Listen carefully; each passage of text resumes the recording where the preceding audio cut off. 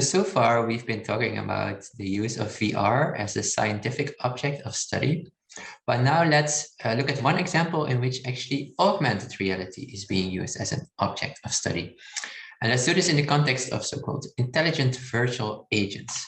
So you probably all know those virtual assistants, as you could call them, like Siri or Alexa or Google Assistant.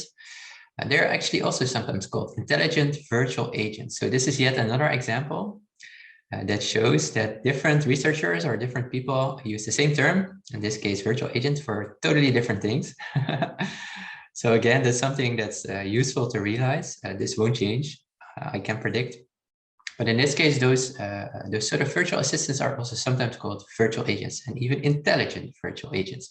So as you know, people place them in their homes and then they sort of respond to your speech, to your voice. So you can say something like, Siri, order me a pizza, please. And then Siri will recognize your speech and order a pizza for you, if you're lucky.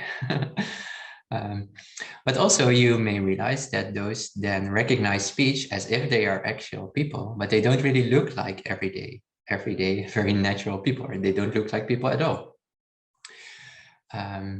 So you may wonder what will now happen at some point in the future, perhaps, if those virtual assistants, if those intelligent virtual agents will actually start looking like people and actually start behaving like actual people. So here they recognize speech and they may produce speech themselves. But one thing differences don't do is produce all sorts of other signals that we typically as humans produce in everyday life. So when we are speaking, we are also making all sorts of hand gestures. We have a certain facial expression, right? We communicate via all sorts of different channels at the same time: our face, our body, our hands, our speech. For instance, we're using iconic gestures, iconic hand gestures that look like what we mean. So if we're talking about drinking, we may make a drinking gesture. It's iconic in that the form of this gesture resembles its meaning. We produce also the pointing gestures when we're referring to things. Well, those virtual assistants, they don't do this, right? We're making emblematic gestures that are sort of conventional. So we all sort of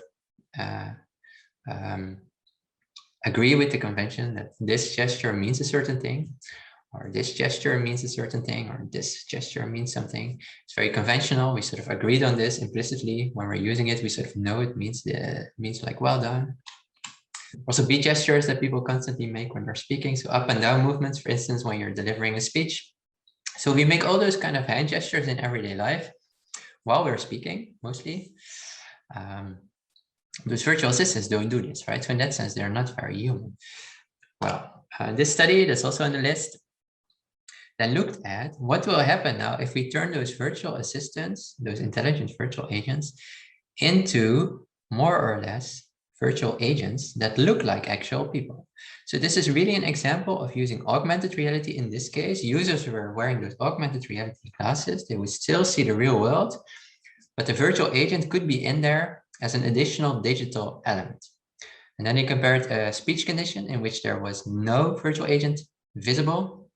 There was just speech that was presented, to a condition in which there was a static virtual agent that was visible, that looked like an actual person, compared to a situation, a third condition, where this virtual agent would also be moving around naturally, as if it's a real human. And then they sort of compare the experience that users have in those different conditions to each other. So very much an example of using, in this case, AR as your scientific object of study.